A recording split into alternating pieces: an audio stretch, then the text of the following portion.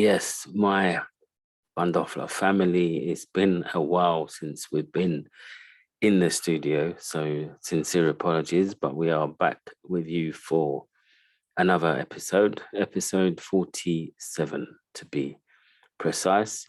And really, really big hello to all of you, especially our new listeners.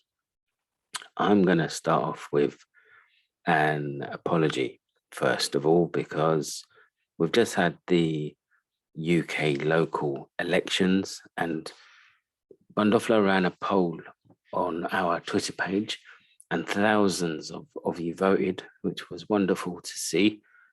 And we also managed to upset quite a few people. So I'm putting an apology out because we're never, we will always say sorry when we need to.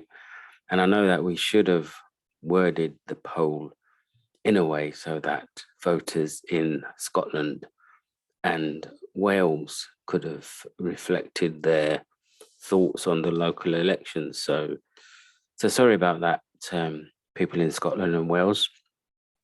We've certainly learned from our mistake, and future polls will be reflected accordingly. So what are we covering on episode 47? Well, we're going to be switching our focus to American politics again, as we begin to focus on the governor elections that are coming up in November later this year. Our planet is screaming at us to press the environmental reset button and address the dangerous imbalance that is seeing a climate crisis escalate at a frightening rate. We've had the local elections in the UK, like I said, a week ago, and the Green Party here made some noticeable progress. Apologies if I'm a bit sniffly. I'm still recovering from COVID, but getting there. So yeah, like I said, the Green Party did all right in the UK elections. And I have to say that I think many voters still don't get just how dangerous a situation we are now in, and how are we going to, how we're going to leave the planet for our children and their children and beyond. Bandofla has always promoted a socialist platform, and I'm proud to be a socialist and an anti-racist. We will be pushing the promotion of those politicians who genuinely care for the environment, and especially if they have progressive socialist policies around issues such as abortion and trans rights, just to name a couple. So Bandofla's Twitter page will be sharing info on the run-up to, in fact, it would help if I'm reading the right page, apologies.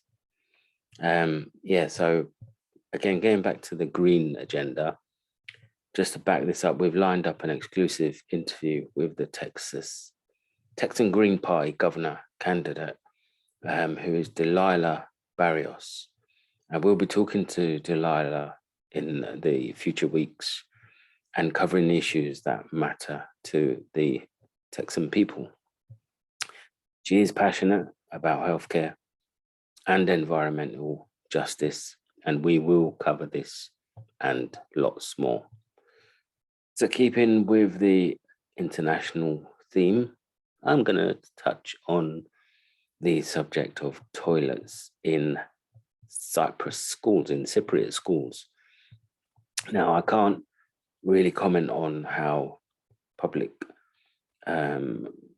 school toilets are in the Republic of Cyprus, but certainly in the north, in North Cyprus, I have received stories and information from some of the schools where there are no locks on the doors, no sanitary provision, no soap to wash hands, no paper towels to dry your hands when you're washing them. So effectively, nothing at all is being provided to children, certainly to young girls, in some of the schools, public schools in the north of the island. And I'd be interested to hear what some people's thoughts are on this. If you're informed on this subject, if you could drop us a line, maybe drop us an email, or leave us a message through our page on the Anchor platform. We really are genuinely interested to know, because these really poor standards are unacceptable, certainly not in this day and age. So I think that it's important that we do raise these subjects. So staying with Cyprus, I hear the newly formed government in the north has already failed and collapsed. In any new elections that take place in the north, I have touched on this in the past, and I think it's seriously time for men to step aside, move over, and let women run the country. Let women run the island. You never know, the Cyprus problem might one day be unlocked for everyone to benefit. So coming back to the domestic scene here in the UK, there's an exciting campaign being run by the TUC, which is called a New Deal for Workers. The CW is one of the trade unions leading the charge for a reset in terms of what the priorities of the trade union movement should be. A rally has been called on Saturday, the 18th of June in central London, and there are tens of thousands of people expected to turn out. A number of trade unions have already committed to supporting this important campaign, and we're very keen to send a clear message to this UK government that the cost of living crisis and much more must change. It has to be addressed. So the Bandofla Twitter page will be sharing info in the run-up to June the 18th, so do watch this space. I have to say, it's, you know, there's a lot of disputes kicking off in lots of large organizations, large employers. The CW post office members voted by a massive 98% to go on strike. And they are in the middle of their industrial action. Pay negotiations have stalled in both Royal Mail and British Telecom, and ballots are also being organised across CW membership. And Bandofla sends our solidarity to every single CW member.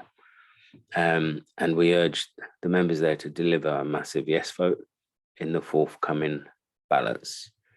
So obviously it's a last resort tactic, but for some employers, it really is the only way to get them to come back to the table and to behave sensibly. Talking about other disputes, there's the Coventry bin workers have been on strike for a number of weeks, and it's a Labour-run government which they're in dispute with, and I think there's a lot of people in the movement that are scratching their heads, or maybe they're not scratching their heads actually. In some scenarios, it's difficult to draw a difference in terms of the politics when you see workers being treated like this. You could see there's United Workers in financial services in Edinburgh and London who have gone on strike for the first time ever, I think. historic industrial action there. The fire and rehire issue is really, it's causing a lot of pain for so many workers. We've already had the shocking situation with 800 P&O workers who were sacked, issued with compulsory redundancy through a message. It was really distressing to see. I'm not sure how that whole issue is progressing, but again, massive solidarity to the RMT members and the other unions involved in that dispute. It goes without saying that Bandofla has covered fire and hire quite a lot in previous shows. We covered the British gas engineers saga, where unfortunately a number of them, hundreds of experienced engineers, ended up losing their jobs because they refused to sign the contracts that would have seen them go on to poorer terms and conditions. And on fire and rehire, I believe there's a college in London that has given an ultimatum to 120 teachers. They've got 10 days to sign a new contract, or there'll be 120 teachers who are going to be out of work. Like I say, this whole fire and rehire thing has to be made illegal. It just gives employers a way to attack workers, many of whom have been with the company for so long, got a massive amount of experience. It's no way to treat your workforce. So the government, it's a long list of things that they've got to do, and they've got really no interest or commitment in terms of doing anything that's going to protect workers. So, but we'll see. We've got to keep on banging a drum and campaigning and pushing hard. So the TUC actually reported that there's been something like 300 disputes in the last 12 months alone. So my message to you, if you're watching this, is I think you need to join a trade union. There's unions that cover every single sector out there. Check the TUC website, and you can see that the trade unions and the areas that they cover. You can see just from that little bit of information that there are workers who have had enough, and they're prepared to go and strike. And like I said, that's not something a person does lightly. That's not a decision that we take lightly. There is it's normally a last resort, and it's, we've normally been backed into a corner by then. So do join a trade union, please, if you're not in a trade union already.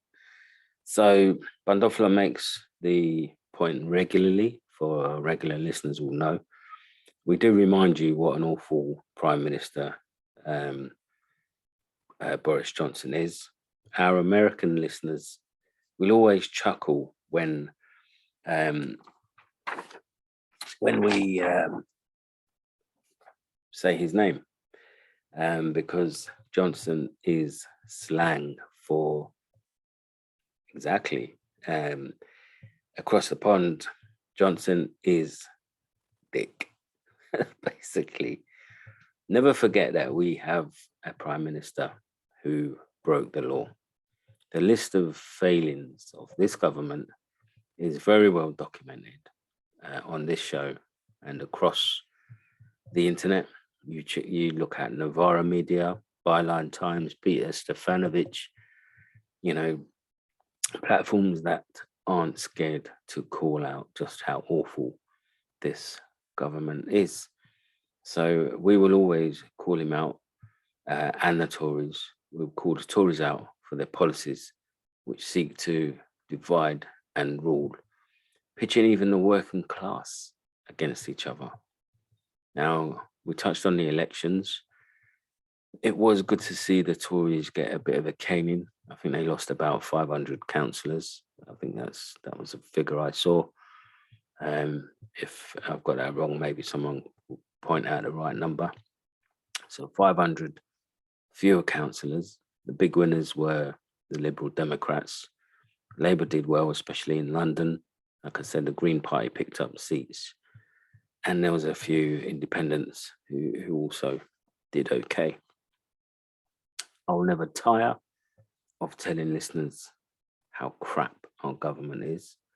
The SNP and the Welsh Labour governments knock spots off the Conservatives, though this really isn't hard, given how shit the Tories are, putting it bluntly.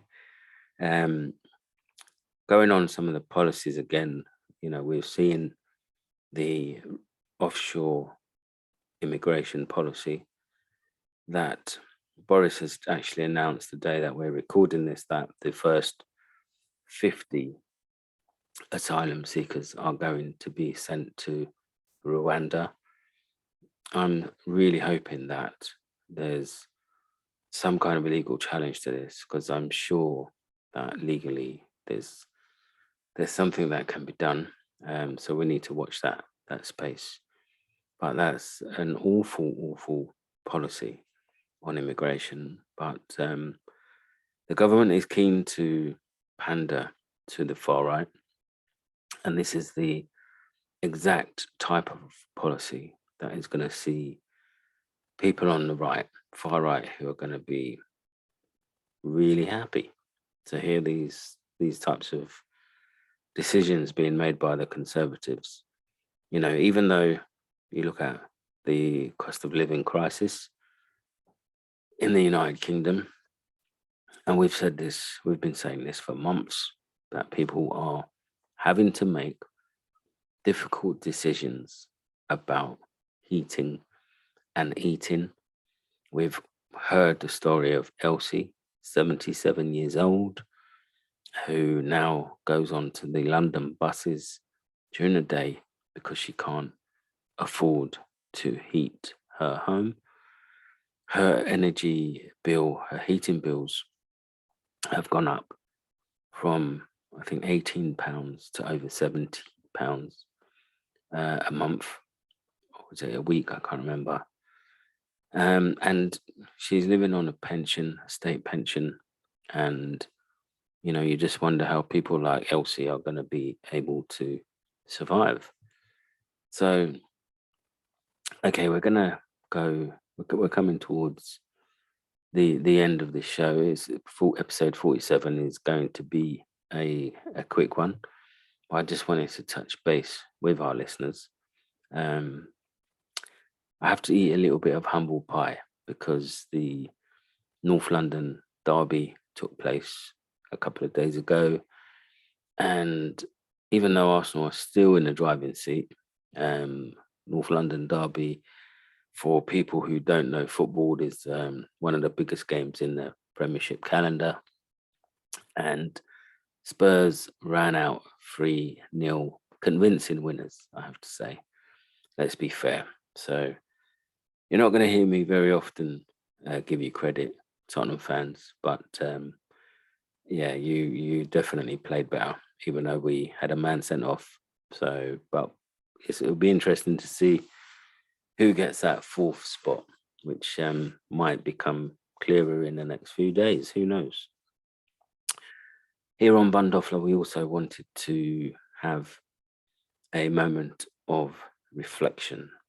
And the reflection is basically in relation to the Palestinian journalist, American Palestinian journalist, who's been covering the Palestinian issue in terms of her journalism for over 20 years. I am, of course, talking about Shireen Abu Aqla, 51 years old, Palestinian American. She was the region's, certainly one of the most experienced and well-loved correspondents. She's reported on the Israeli-Palestinian conflict for Al Jazeera's Arabic news channel for 2 decades. The Palestinian President Mahmoud Abbas says he will immediately refer the killing of the Al Jazeera journalist to the International Criminal Court. For what it is worth, I also sent a tweet to the International Criminal Court, as Shireen is not the first Palestinian journalist to be killed by the Israeli Defense Force. In fact, there's a number of journalists who have been killed. So in a speech at the Remembrance Service, which was attended by thousands of people, Mahmoud Abbas declared that Israel was fully responsible for her death. I'm not personally confident that the ICC will do anything about this. They don't tend to be active on issues that are related to that region. But we have to hope that maybe this might change and Shireen's loss won't be in vain. Her death won't be in vain, rather. The scenes were really upsetting. It was bad enough, obviously, with her losing her life. She was wearing a helmet and a Palestinian body armor, press body armor that had press clearly written on her front, and a bullet still managed to hit her in the head, and she died at the scene. The scenes at the funeral were incredibly distressing. The pallbearers were being hit with batons by the Israeli police force. And at one stage, the coffin almost fell to the ground. Our thoughts are with Shireen's family and our Palestinian brothers and sisters today. So, sorry to finish on that slightly somber note, but it's important that we acknowledge these things. So adios for now, listeners. We have got some really good interviews lined up in future. Like I said, Delilah from the Texas Green Party. We have got Sukhdev Real planned to come on the show at some stage. She's just released, or in the process of releasing her new book regarding the death of her son, where she believes he died in suspicious circumstances, murdered because of the color of his skin, basically. So we'll be having Sukhdev on the show in the next few weeks. So until next time, this is episode 47. My name is Fevzi Hussein, and you can follow us on Twitter at _Bandofla. That's BANDOFLA. We can also be emailed via podcastbandofla@gmail.com. So until next time, everyone, please do keep safe. And remember, we've got plenty of other episodes that you can catch up on. So until next time, do take care. Bye-bye.